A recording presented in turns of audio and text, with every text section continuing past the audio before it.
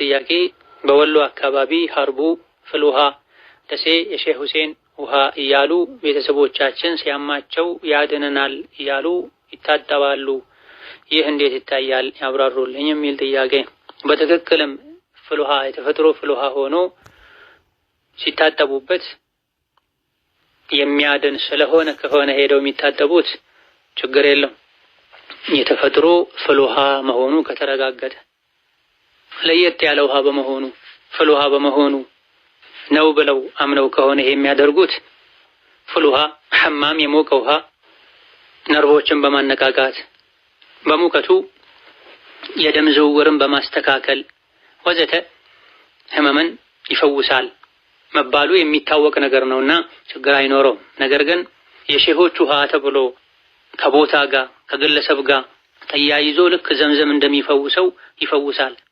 የሚፈውሰው በሼሆች ከራማ ከሼሆች መንደር የፈለቀ ስለሆነ በሚል ከሆነ ይሄ የሽርክ መንገድ አላህ ሰበብ ያላደረገውን ነገር ሰበብ መሆኑ በቁርአንና በሐዲስ ያ ደግሞ ሰዎች ዘንድ በውል በሳይንስ ያልታወቀን ነገር ሰበብ ማድረግ የሽርክ መንገድ ራሱ የመፈወስ አቅም አለው።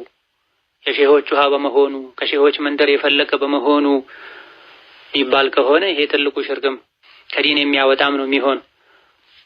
የሚፈውሰው አላህ ነው። ይሄ ግን ሰበብ ይሆነኛል ብለው ከሆነ ደግሞ ሰበብነቱ በቁርአን በሐዲስ ወይም ደግሞ በተጨባጭ ዕውቀት ያልተረጋገጠን ነገር ሰበብ ማድረጉ ትንሽ ሽርክ ነው፣ ወደ ትልቁ ሽርክ ሊያሸጋግር የሚችል ነው።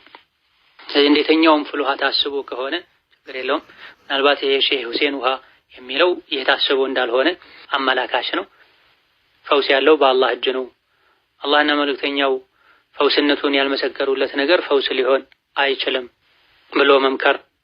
ከውሃው ጋር ከቦታው ጋር እኛ ምንም የሚያገናኘን ነገር የለም፣ እሱ ላይም ልዩ እምነት የለንም።